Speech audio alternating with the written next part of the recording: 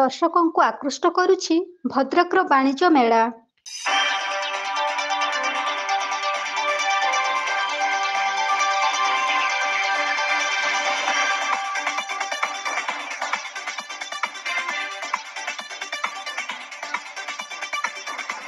ଦିନର ସୂର୍ଯ୍ୟଦେବଙ୍କ ବିରତି ପରେ ସନ୍ଧ୍ୟାର ଆଗମନ ଖୁବ୍ ଆକୃଷ୍ଟ କରିଥାଏ ଧରଣୀ ମାଟିର ପ୍ରକୃତି ପରିବେଶକୁ।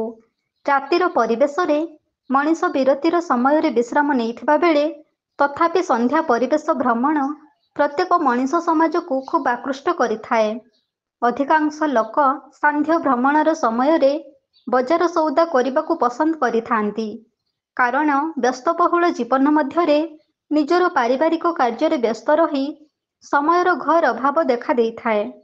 ସେଥିପାଇଁ କାର୍ଯ୍ୟ ବ୍ୟସ୍ତର ବିଶ୍ରାମ ସମୟରେ ସନ୍ଧ୍ୟା ସମୟ ହିଁ ବଜାର ସଉଦାର ଏକ ଉପଯୁକ୍ତ ସମୟ ହୋଇଥାଏ।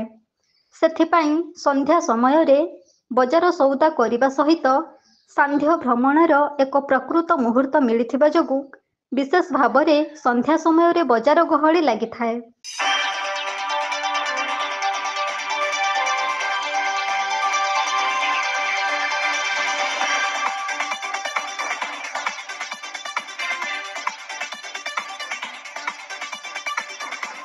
ସେମିତି ଏକ ଦୃଶ୍ୟ ଦେଖିବାକୁ ମିଳିଛି ଭଦ୍ରକରେ। ସନ୍ଧ୍ୟାର ଆଗମନ ସମୟରେ ଖୁବ୍ ଚଳଚଞ୍ଚଳ ହୋଇଉଠିଛି ଏହି ମନଛୁଆଁ ପରିବେଶଟି। କିନ୍ତୁ ଏହି ଦୃଶ୍ୟ କେବଳ ଭଦ୍ରକର ନୀତିଦିନିଆ ଦୃଶ୍ୟ ନୁହଁ। ଏହି ଦୃଶ୍ୟ ହେଉଛି ଭଦ୍ରକରେ ଚାଲିଥିବା ବାଣିଜ୍ୟ ମେଳାର ଏକ ଜନସମୁଦ୍ରର ମନକିଣା ଦୃଶ୍ୟ। ଖୁବ୍ ଉତ୍ସାହ ସହକାରେ ବାଣିଜ୍ୟ ମେଳାକୁ ଉପଭୋଗ କରୁଛନ୍ତି ଜନସାଧାରଣ। ସମୟ ଆସିଲେ ଛୋଟରୁ ବଡ଼ ପର୍ଯ୍ୟନ୍ତ ଧାଇଁ ଯାଇଥାନ୍ତି ଭଦ୍ରକର ମେଳା ପଡ଼ିଆକୁ। ଖୁବ୍ ଆକର୍ଷଣୀୟ ସାଜସଜ୍ଜା ମଧ୍ୟରେ ଆୟୋଜିତ ହୋଇଥିବା ଏହି ବାଣିଜ୍ୟ ମେଳା ସମସ୍ତଙ୍କୁ ଆକୃଷ୍ଟ କରିଥିବା ବେଳେ ଏ ଅଞ୍ଚଳର ପ୍ରତ୍ୟେକ ଜନସାଧାରଣଙ୍କ ପାଇଁ ଏକ ବ୍ୟବସାୟର ଗନ୍ତାଘର ସୃଷ୍ଟି କରିଦେଇଛି। ସନ୍ଧ୍ୟା ସମୟରେ ଭିନ୍ନ ଏକର ପରିବେଶ ସୃଷ୍ଟି କରି ଏହି ମେଳା ପଡ଼ିଆ ଆକର୍ଷଣର କେନ୍ଦ୍ରବିନ୍ଦୁ ସୃଷ୍ଟି କରି ସବୁ ବର୍ଗର ଲୋକମାନଙ୍କୁ ଟାଣି ଆଣିବାରେ ସଫଳ ହୋଇପାରିଛି।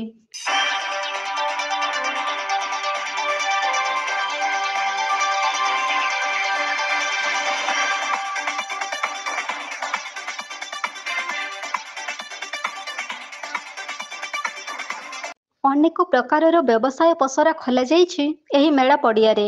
ବିଭିନ୍ନ ପ୍ରକାରର ଦୋକାନ ଖୋଲାଯାଇଥିଲେ ମଧ୍ୟ ଗ୍ରାହକମାନଙ୍କୁ ସବୁଠାରୁ ଆକର୍ଷଣ କରିଥିଲା ଭିନ୍ନ ଭିନ୍ନ ପ୍ରକାରର ହ୍ୟାଣ୍ଡଲୁମ୍ ଏବଂ ଭିନ୍ନ ଭିନ୍ନ ଖାଦ୍ୟ ସାମଗ୍ରୀ।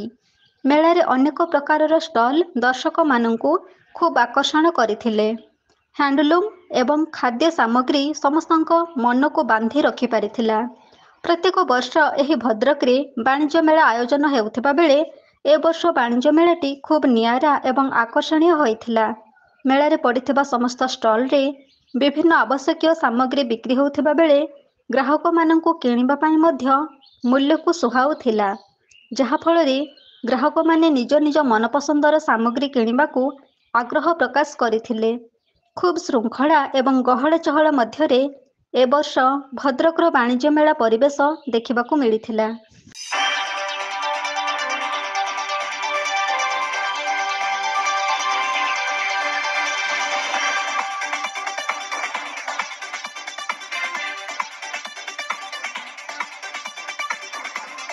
Bureau report, AB news.